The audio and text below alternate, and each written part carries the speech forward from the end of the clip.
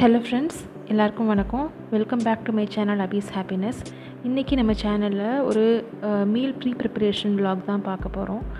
So நாளைக்கு Friday, அதனால சாம்பார் தான் வைக்கலாம் டிசைட் பண்ணியிருக்கேன். ஸோ தேர்ஸ்டே நைட் அதுக்கு தேவையான வெஜிடபிள்ஸ்லாம் கட் பண்ணிகிட்ருக்கேன். நாளைக்கு வெண்டைக்காய் சாம்பார் வச்சுட்டு ஒரு வெரைட்டி ஆஃப் பீன்ஸ் இந்த நம்ம ஏரியாவில் கிடைக்கும். அந்த பீன்ஸ் பொரியல் பண்ணிடலாம் அப்படின்ட்டு தான் நான் பிளான் பண்ணியிருக்கேன். அதுக்காண்டி சின்ன வெங்காயம், தக்காளிலாம் கட் பண்ணி வச்சிட்ருக்கேன். கூடவே வெண்டைக்காய் கட் பண்ணிட்டேன். ஒரு சின்ன பீஸ் ஆஃப் முருங்கைக்காய் இருந்தது. ஸோ அதையும் போட்டுடலான்னு சொல்லிட்டு தான் அதை கட் பண்ணிகிட்ருக்கேன். ஸோ சாம்பாருக்குள்ளே வெஜிடபிள்ஸ்லாம் கட் பண்ணதுக்கப்புறம் பொரியலுக்குள்ளே வெஜிடபிள்ஸ்லாம் கட் பண்ணிகிட்ருக்கேன். ஸோ அது செஞ்சிட்ருக்கும்போதே இங்கே எனக்கு ஒரு 6 months பேபி இருக்கா. அவளுக்கு இப்போ தான் சாலிட்ஸ் ஸ்டார்ட் பண்ணியிருக்கோம். அவளுக்கு கொடுக்குறதுக்காண்டி டின்னருக்கு தர்றதுக்காக ஒரு ரைஸ் போரிச் மாதிரி ரெடி பண்ணிகிட்ருக்கேன். ஒரு ரைஸ் பவுடர் நான் முன்னாடியே ப்ரிப்பேர் பண்ணி வச்சுருக்கேன். ரைஸ், கொஞ்சம் ஜீரகம், மிளகு இதெல்லாம் ஒரு பர்டிகுலர் ப்ரொப்போர்ஷனில் நல்லா ரோஸ்ட் பண்ணிவிட்டு மிக்சியில் நல்லா கிரைண்ட் பண்ணிவிட்டு ஜலிச்சு வச்சுருக்கேன். ஸோ அந்த மிக்சர் ஒரு ரெடிமேட் பவுட்ரு மாதிரி எப்போவுமே ஒரு ஏர்டைட் கண்டெய்னரில் ஸ்டோர் பண்ணி வச்சுருக்கேன்.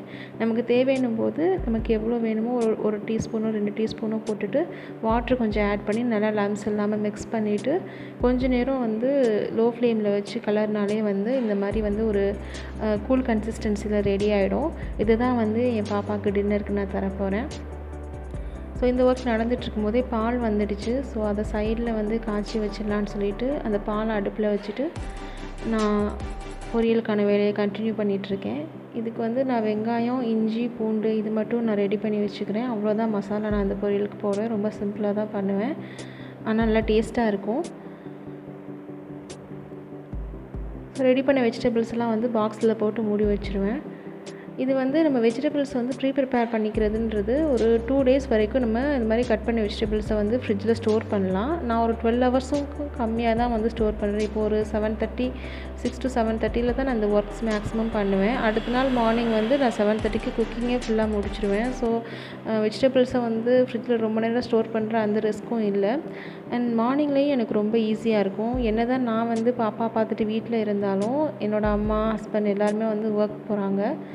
அந்த டைமில் இந்த மாதிரி ப்ரிப்பரேஷன்ஸ் பண்ணி வச்சுட்டேன்னா எனக்கு மார்னிங் கொஞ்சம் டென்ஷன் ஃப்ரீயாக இருக்கும். நான் ஒர்க் பண்ணிகிட்டு இருந்தப்பையும் இனிஷியல் டைமில் இந்த மாதிரி ப்ரிப்பேர் பண்ணி வச்சுப்பேன்.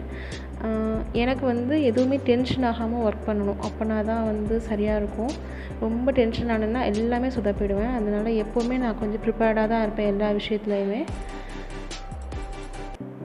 ஸோ பால் நல்லா காஞ்சிடுச்சு. இப்போ நான் அதை ஆஃப் பண்ணிவிட்டு தனியாக எடுத்து வச்சுட போகிறேன். இது கொஞ்சம் நல்லா கூல் டவுன் ஆனதுக்கப்புறம் ஃப்ரிட்ஜில் வச்சுடுவேன்.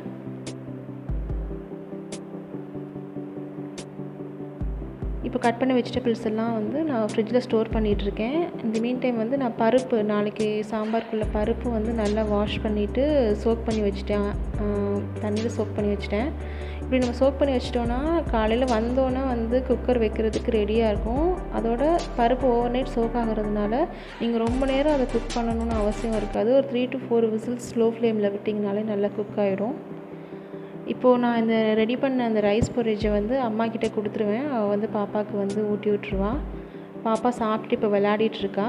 நாங்களும் என்னோடய நைட் டைம் எல்லாமே ரொட்டீன்லாம் முடிச்சுட்டு 2 பேரும் சேர்ந்து தூங்க போகிறோம். ஸோ அவ்வளோதான் ஃப்ரெண்ட்ஸ், இதோட இந்த vlog முடிஞ்சுது. நெக்ஸ்ட் vlogல மீட் பண்ணலாம்.